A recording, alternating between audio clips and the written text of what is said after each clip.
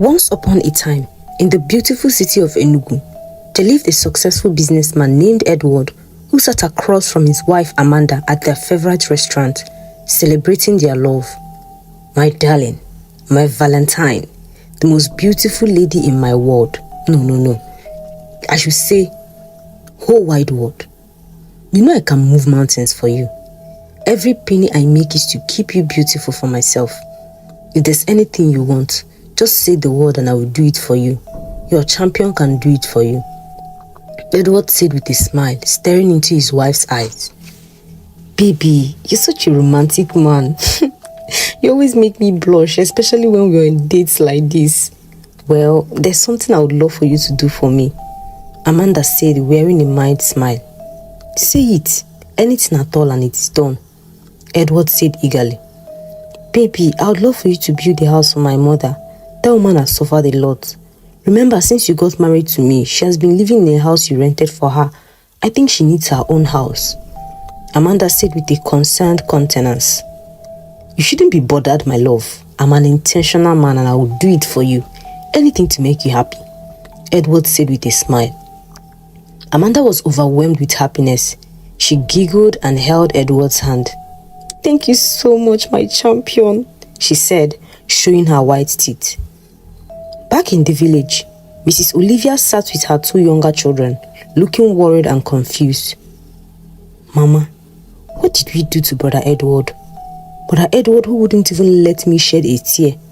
He always said, Anna, you're the only sister I have, and I'll treat you like a princess. I won't let you suffer. Anna said, her voice breaking. Yours is better. What about me, who has been with him for a while now? He was processing my papers to go overseas. He told me to come and spend a few weeks with you and Mama before I travel. He never called me again after I left his house. I even had to go back to the city, but I was asked to leave because my brother doesn't want to see me anymore. You can only imagine. Just like that, and I don't even know my offense. Kevin said and heaved a deep sigh. Mrs. Olivia couldn't even open her mouth to say what she carried within her. Her heart was heavy and bleeding, but she held it. She didn't want her children to see her pain. She only cried at night, asking her maker what her crime was.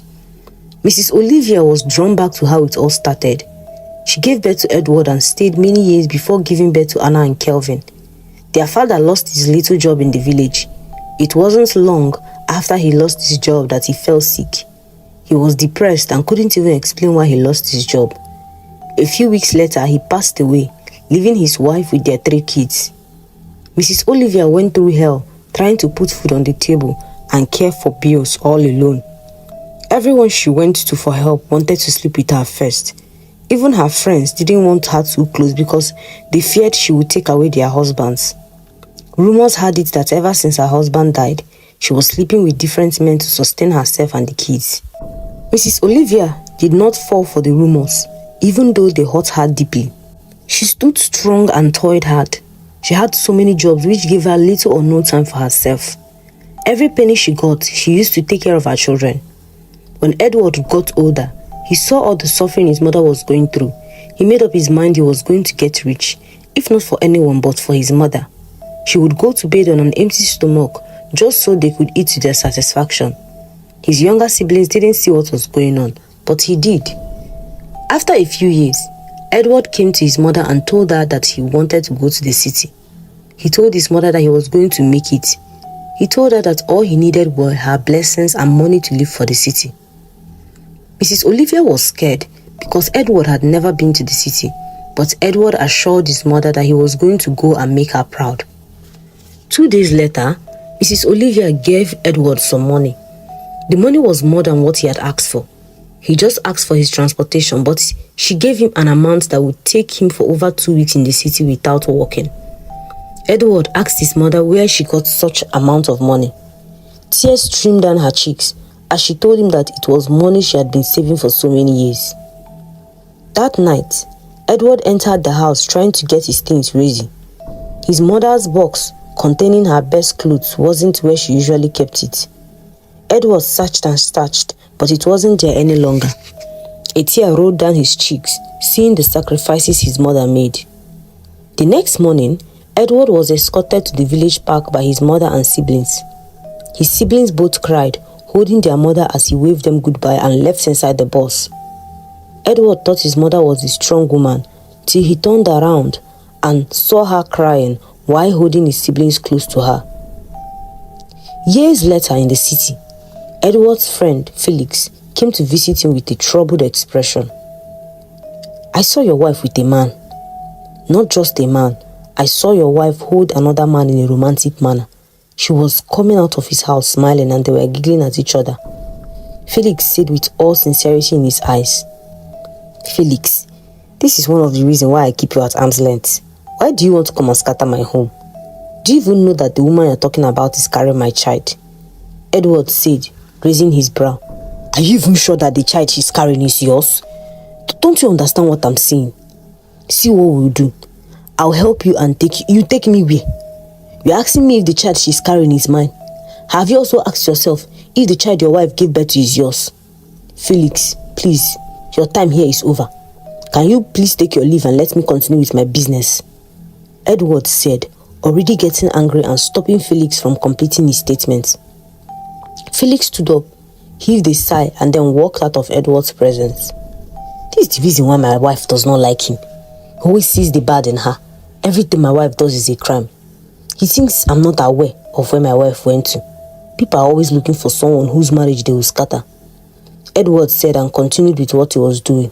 When he got home that day, he told his wife what Felix had said. Amanda was so furious and she blamed her husband for giving Felix a listening ear. She told him Felix made advances at her and she refused. This is why he was saying bad things about her. "My wife, my all. The only woman who brightens my night and turns it into daylight. Don't worry, no one can come in between us at all," Edward said, admiring his wife who stood up to do a 360 for him. The next morning, Amanda told her husband that she was sick and would be needing 5 million naira. Edward asked her why she would be needing so much money. Amanda didn't answer. Instead, she pretended to be sad and began to cry. Edward immediately apologized for asking her too many questions. He made the transfer quickly into her account. Back in the village, the conversation continued. "Mama, I cursed the day I opened my eyes and saw Brother Edward as my elder brother," Anna said, looking so sad. "Shh, don't say things like that. God knows everything and why it is happening this way. I don't know what I did that made my son turn his back on me and his siblings, but I know that someday what, Mama? What will happen?" Kelvin said, cutting in. "Why did he send me back to the village and abandon me? I went to the city and I was chased out. I called him on the phone. Immediately he heard my voice. He hung up the call, then blocked me. I even called with another number and he repeated the same thing. Mama, and with Anna, I cursed the day God gave me Edward as an elder brother. I won't rely on him again. I'm going to work and take care of you and Anna," Kevin said, standing up furiously and then walking out. Kevin! Mrs. Olivia called out, but Kelvin was already out of sight. "Anna, help me talk to your brother. Mama, Kelvin is right. I won't even call him again. It's been how many months, Abi, should I say years, that he dumped us? I'm done too, Mama," Anna said and walked into the house. Mrs. Olivia wasn't happy with her children's decision. She hoped that someday God would touch the heart of Edward and make him remember them. She prayed that God would keep multiplying him and his pockets. A few minutes later, someone walked into Mrs. Olivia's house. He needed someone to clear his farm. He came to give the job to Kelvin, but Kelvin had already left the house. Mrs. Olivia told the man she would do the job since she wasn't working and they needed to feed themselves. The man paid Mrs. Olivia part of the money and she promised she was going to start the work immediately. When the man left, she told Anna to join her at the farm, but Anna refused. Mrs. Olivia took her cutlass and hoe and left for the farm. When she got there, she began to clear the land. Just a few minutes into clearing the land, Mrs. Olivia couldn't explain it, but something fell into her eyes. She began to rub it, but it got only worse. Just then, Anna walked into the farm reluctantly. She had come to help her mother out. She found her mother on the ground, struggling to get something out of her eyes. Anna asked her mother what was wrong, but she couldn't explain it. The pain intensified, and Mrs. Olivia cried out, "My eyes! My eyes!" Mrs. Olivia shouted in pain, rubbing her eyes continuously. Mama, what happened? What's inside your eyes? What's happening, Mama? Mama, stop repeating. Wait, talk to me now. What's happening to you? Anna asked in confusion, with tears already rolling down her cheeks, watching her mother in pain. Mrs. Olivia kept shouting. Anna ran towards the road and began to call people to come to her aid. She couldn't explain what was going on with her mother. Some villagers who were passing by rushed to see what was going on. They helped Mrs. Olivia to stand up as she kept wailing. They immediately took her to a nearby hospital. On getting to the hospital, a doctor was called to check Mrs. Olivia and know what was going on with her. Anna and the rest were asked to wait outside while the doctor attended to Mrs. Olivia. Anna ran as fast as her legs could carry her back to the house. She was really hoping to see Kelvin at home.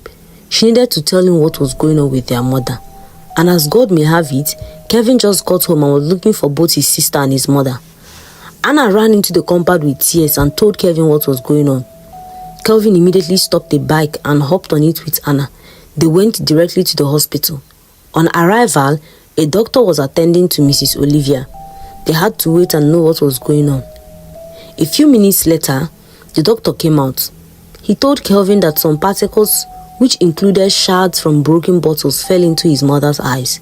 She needed a thorough and careful surgery to take them out, or else she would lose her sight forever. Kelvin asked the doctor how much would be needed for the said operation. When the doctor mentioned the amount, Kelvin was dumbfounded. He knew there was no place he would actually get such an amount of money from. The doctor walked out on Kelvin after telling him that time was essential. Kelvin walked into the hospital room and saw his mother lying down with her eyes closed. He felt so helpless, watching his mother. He walked out of the hospital room immediately, leaving Anna with his mother. After Kelvin left the hospital, he sat under a tree looking so broken. His thoughts were filled and a tear rolled down his cheek. He made up his mind never to go to his elder brother after he abandoned them. Just then, a thought clicked. His friend Eric talked about robbing a bank some time ago and he waved off the thought. Maybe this was the right time. Meanwhile, Anna sat beside her mother and only tears streamed down her cheeks. She was helpless and couldn't really do anything. She blamed herself for allowing her mother go alone. Anna, my dear. Anna. Mrs. Olivia called softly as she felt Anna's touch. Yes, Mama. Yes, I'm here. Anna responded and wiped her tears so her mother wouldn't notice she was crying. Anna, I want you to go and visit your brother Edward. Tell him about my condition. I know my son would forget about everything and come and see his mother. He can't stand my tears. I know my son. Mrs. Olivia said calmly. Mama, no, Anna, don't say anything. Just go and get your things ready. I have a little amount of money under the bed by the left edge. Take it and leave for the city. I'll be here waiting for you. My God will take you safely to the city, Mrs. Olivia said with a fake smile. Anna was reluctant because she knew Kelvin wouldn't support the idea, but she wiped her tears, told her mother to be strong, then she left. It was evening already and Anna got to the city. She arrived in front of Edward's house and the gateman opened the gate. He didn't let her in. Anna pushed the gateman aside and ran into the building with the gateman following her behind. Where do you think you're running to? Amanda asked Anna with her brows raised. I want to see my brother. It's very urgent and the news is for his ears, Anna said, dancing in urgency with tears rolling down her cheeks. Your brother doesn't live in this house. And in case it's my husband you're looking for, I'm sorry, he's not home. You can leave my house now, Amanda said rudely to Anna, who was in tears. Just then, Edward walked out of the room into the sitting room. Brother, Mama is in the hospital. The doctor said she's going to go blind if... Amanda immediately covered Anna's mouth with her hand, stopping her from finishing her statement. You and your mother want to come back to my husband after what you did to him. I can never let that happen, not on my watch. Will you leave my house and crawl back to that hole you came from before I unleash my anger on you? Amanda said harshly to her husband's sister, who couldn't believe her brother was quiet and watching the whole scenario. Brother, Mama, Anna said slowly, in disbelief that her brother would betray the trust her mother had. Her mother had a strong belief that her son would immediately come to her aid. What are you standing there doing? Bundle this thing out of this house and never let her into this compound again, Amanda said in a harsh tone to the gateman, who immediately came to grab Anna. As he left with Anna, Anna suddenly stopped, turned back and said some deep words to her elder brother. Then the gateman bundled her out. Edward was speechless for a while. He sat down slowly and felt like he was being mean to his family members. No matter what they did to him, he ought to forgive. Anna just said his mother was in the hospital. She also spoke about blindness. Don't you think I should forgive them? I think they really need my help. I can see pain in my sister's eyes, Edward said calmly to his wife. Forgive who? Wait, you want to forgive who? Have you forgotten so soon what they did to you? Your family hates you to the core. I think it's better we just let them eat the fruit of the wickedness they planted. I put it to you that nothing is wrong with that so-called mother of yours. All this is planned and fake. Have you forgotten how good they are with this drama of a thing? Amanda asked her husband, rubbing his shoulders. Yes, you are right. If they did it before, they can do it again. I don't trust them. I can never forgive them for what they did to me, Edward said, nodding his head in affirmation. You know I love you, baby. And I wouldn't want any harm to fall upon you, Amanda said with a smile. I love you much more, my woman. Without you, I'm nothing. Yes, that reminds me.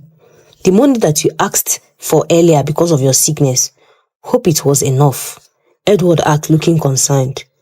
Amanda nodded her head. Edward placed his ears on his wife's stomach and pretended to hear the baby sick. The baby said I should spoil you this evening. Go and get ready. Let me take my baby around the whole city, Edward said romantically. Anna couldn't just hold her tears in. She was disappointed. Kevin had warned her and Mama, but they refused to listen to him. She was not crying for her sake, but for the sake of her mother. She was scared the operation would never hold, and her mother might end up losing her sight. Anna was so scared her mother might not be able to take the heartbreak. How was she going to tell her mother that her son heard she was in the hospital and didn't even move a muscle? The more Anna thought about it, the more she cried bitterly. Why is a young girl like you crying and walking around the road? Everyone has their own problems. Must you publicize yours? A young man asked Anna as he got closer to where she was. I'm sorry, Anna said and wiped the tears with her hands, then continued walking. The young man heaved a sigh and then followed Anna behind. I'm sorry for the way I spoke to you. I didn't just like the way you were crying and walking around a busy road. It's not nice at all. Do you mind walking over with me to my car so you can tell me what the problem is? The young man asked calmly. I'm sorry. I need to get back to my mom. She needs me now, Anna said and continued walking. The young man left Anna and then walked back towards his car where he parked. He revived his engine and followed Anna behind. Anna never noticed. She only tried her best to keep the tears from rolling down her cheeks. She was heartbroken by her brother's action. She wouldn't be happy if anything happened to her mother's sight. The man got to where Anna was and saw a tear roll down her cheek. You're still crying. Please tell me what the matter is. I feel like I need to help you out, the young man said after stopping his car beside Anna. Anna stopped and looked at the young man. Please, just talk to me. My mother is in the hospital. And we need some money to remove the thing that fell into her eyes, Anna said in a teary voice. Is that all? How much are we talking about? He asked calmly. The doctor is asking for 1 million naira. Just 1 million naira? He asked again and Anna nodded her head in confirmation. Doya, don't worry. I'll take care of it. Wipe your tears, the young man said. He brought out a bag and handed it to Anna. He asked her to be careful with the money. He also gave Anna his card to call him if any other need arose. Anna couldn't believe her eyes and ears. She thanked the young man in tears. He asked her to wipe her tears and go and save her mother's sight. Anna immediately left for the motor park. Anna didn't want anything to happen to her mother, so she made up her mind to tell her mother it was Edward who gave her the money. That same evening, Kevin sat down with Eric. He told Eric he had finally accepted to join them in a bank robbery, which his group was planning earlier. Eric told him that after he said he wasn't going to be among the gang, the plan scattered because they couldn't get another person who was trustworthy enough to join them. Kevin told Eric that he was back and ready, so they could hasten up the plans. Eric called the rest of his peers, and in less than 30 minutes they all arrived. Kevin asked the gang to tell him more about the plans to rob the bank. They told him they had plans already. They had only that night to rob the bank, and they would not get another chance. Because that night, only 2 security officers would be available, because the rest would be on leave. It was that night, or they would have to wait for the next 2 weeks. Kevin knew he couldn't wait for another 2 weeks. His mother was right there in the hospital waiting for him to come with money. His sister had no one else except him. His brother had turned their back on them. That was the only option left. He needed to rob the bank. Only that way would he be able to pay the bills. "Let's do it this night," Kevin said and stood up. "It's not possible. We are not yet prepared," most of them protested. Kevin insisted they go that night. He gave them so many reasons. Out of 5 of them, 1 refused to go. He said he wasn't prepared and left. Kevin was happy because he was going to get a bigger portion from the money. They made some plans and everyone dispersed. They would meet again towards evening so that they could stay together till the time for the robbery. After a few hours, Kevin was the first to get to the hideout with a machete. With time, the others arrived too, one of them with a gun. Kevin was surprised seeing it, but that added more wins because with it, they had a chance to scale through more. The time was exactly 10 p.m. that night. Kevin and his gang broke through and entered into the bank. The robbery began, but little did they know that a security button had been pushed. As they came out with their bags filled with money, they got surrounded by policemen. Kevin knew that he shouldn't be caught. His mother was going to lose her sight if anything happened to him. With his face covered and a bag filled with money behind him, he tried to run. The policeman fired a shot and Kevin dropped to the ground. At that exact moment, Edward sat up in bed suddenly. "Kevin is in trouble. I can feel it. My brother is in trouble." "Something is not right," Edward said, sitting up immediately. "Seems like you had a bad dream," Amanda said, turning to look at her husband who looked so worried. "I need to call Kelvin. I feel like I need to speak with my family. Something is really not right with them," Edward said and picked up his phone. "You want to call who? Those people who want the death of me and your unborn child? Have you forgotten what they did to you so soon? You said you love me so much. You're trying to choose your family over me and it's not fair at all," Amanda said and faked herself crying. "I'm so sorry, my love. I won't call anyone. I can't forget what they did to me in a hurry. You're my all and I love you so much. I can't let anyone come in between you and my unborn child. Wipe your tears, please. You're hurting me already," Edward said calmly to his wife. "Please, I want you to promise me that you will never talk about your family anymore. Promise me that only your unborn child and I will be your priorities." "I promise you. You are the love of my life and no one will come in between us," Edward said, smiling and holding his wife's chin. Amanda wrapped her husband's hand around her body and they both laid down. The next day, Edward wasn't feeling okay. He couldn't explain it, but he decided not to relate it to his family. He had promised his wife he wouldn't talk or think about them. He left the house that morning. A few minutes after Edward left, someone knocked on the gate. The gateman went to check who it was. When he opened the gate, he saw a young man who looked more like a musician. He had dreadlocks and he smelled nice. "Greetings. I want to see Amanda," he said politely to the gateman. "You want to see my madam? You have to wait. Let me inform her first." "I don't think there's a need for that. She called me herself. She's actually waiting for me and I don't want you to put yourself in trouble. You know how she can be when you disobey her orders," the man said, teasing the gateman. The gateman thought for a while. What the young man said was actually true. His madam wouldn't skip any slight chance to yell and abuse him. Even though he was way older than her, she treated him as trash. He heaved a deep sigh, then opened the gate for the young man to walk in. The young man walked towards the building like he knew where he was going. He arrived in front of the door, pulled the door handle and then went into the house. "Amanda, baby, your lover is here," he screamed aloud from inside the living room. Amanda recognized the voice and she came running into the living room. "Ian, what are you doing here? Are you high or something? Why would you walk into my house unauthorized and screaming my name? Do you want to put me in trouble? Do you know if my husband is at home? Besides, who even let you in? I'm going to talk to that gate man. That man is going to hear it from me. Oh, no. You do nothing to him, Ian said as he held her back. I came here on my own accord. I saw your husband leave the house in his car. Then I walked in. So you're safe. By the way, you left my message unread yesterday. You slept off without a good night test. For a few days now, you haven't come to visit me.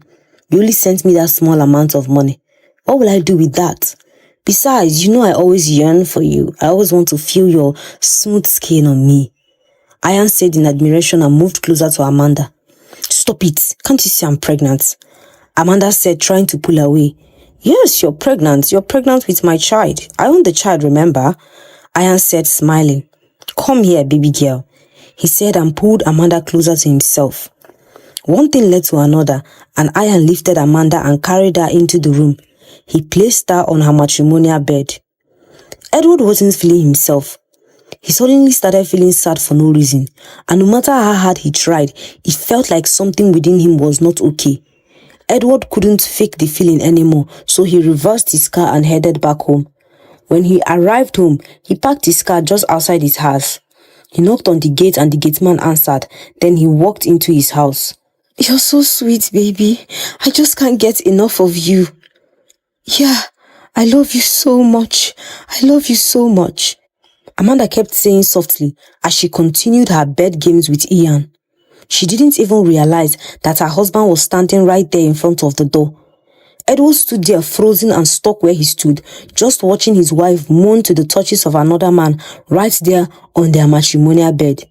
Amanda was about to change positions when her eyes met with that of her husband. She immediately pushed Ian off from herself. Edward didn't utter a word. He didn't shout. He just turned his back and walked towards the living room.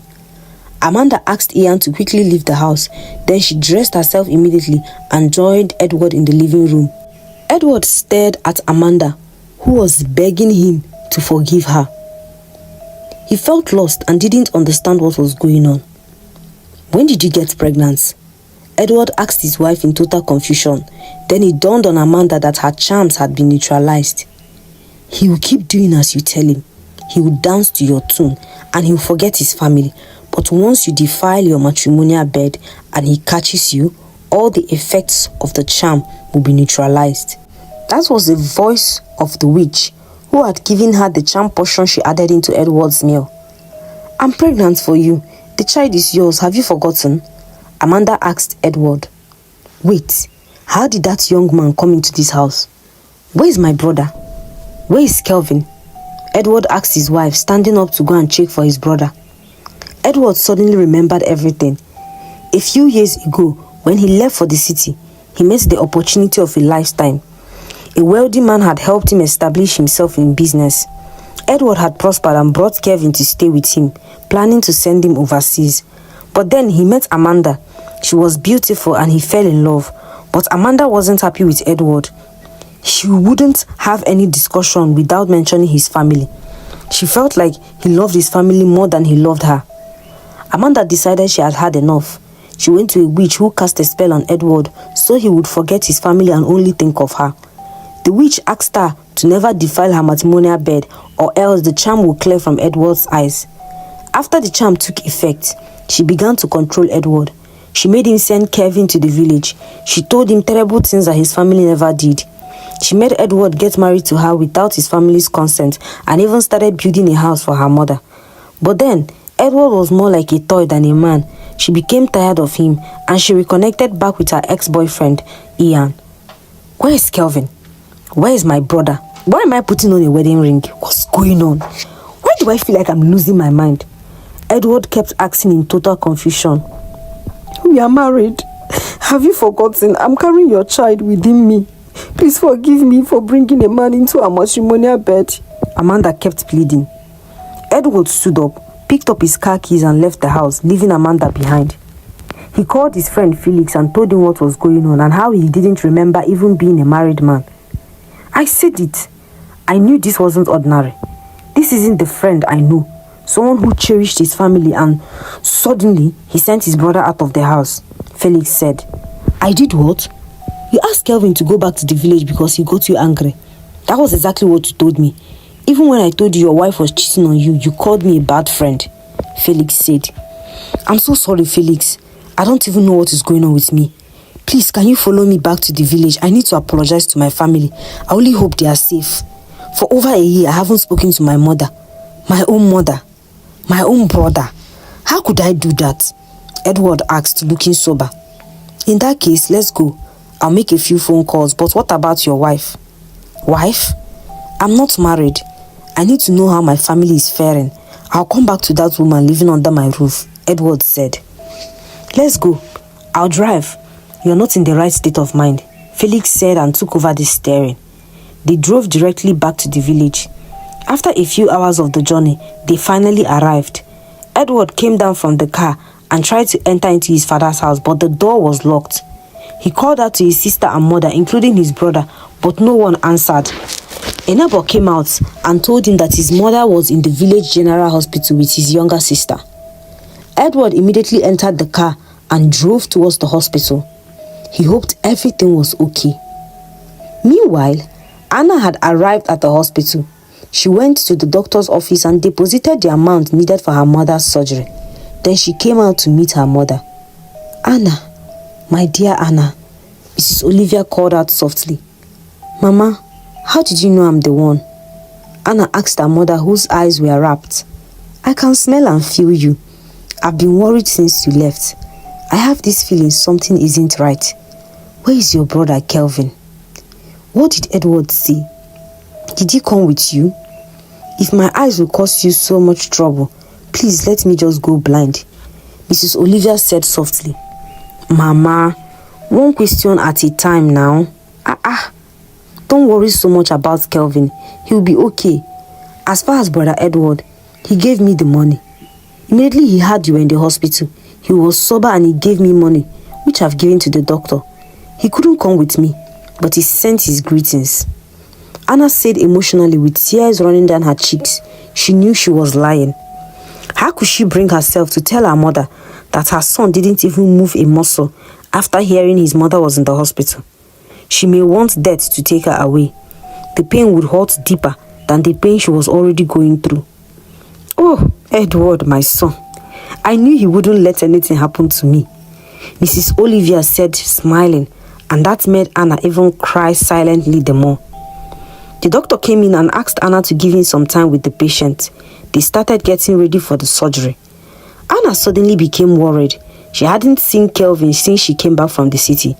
He wasn't in the house, neither was he in the hospital. From the way her mother asked, Kelvin hasn't been in the hospital since she left for the city. Where must he have gone to? Anna went to look for her brother, but she didn't know where to go. She sat outside the hospital expecting to see Kelvin anytime soon. It wasn't long until she heard a gunshot at a distance away. She got scared and went back into the hospital. Anna didn't know when she slept off in the hospital bench. She was tired and she had been crying all day. When she woke up in the morning, she wanted to go and check on her mother when she heard some nurses talking. My dear, did you hear about the bank robbery yesterday? They even said out of the 4 people that went to rob the bank, one of them was shot dead. Anna now understood why she heard gunshots yesterday, but that wasn't her problem. She was walking towards the ward where her mother was when she heard another nurse say the name of the suspect who died was Kevin. Anna walked back, hoping her ears were playing tricks on her. Please, sorry, what did you say the name of the dead suspect was? She asked the nurse calmly. I heard his name is Kevin. From the information that spread everywhere, they said his mother needed the money. Those who were eyewitnesses said he kept crying and begging them to take the money inside the bag he was carrying and give the doctor for his mother who was in the hospital before he finally died, the nurse said. The phone dropped from Anna's hand as she stood in shock and disbelief with tears rolling down her cheeks on their own. Edward entered the hospital and began to ask questions.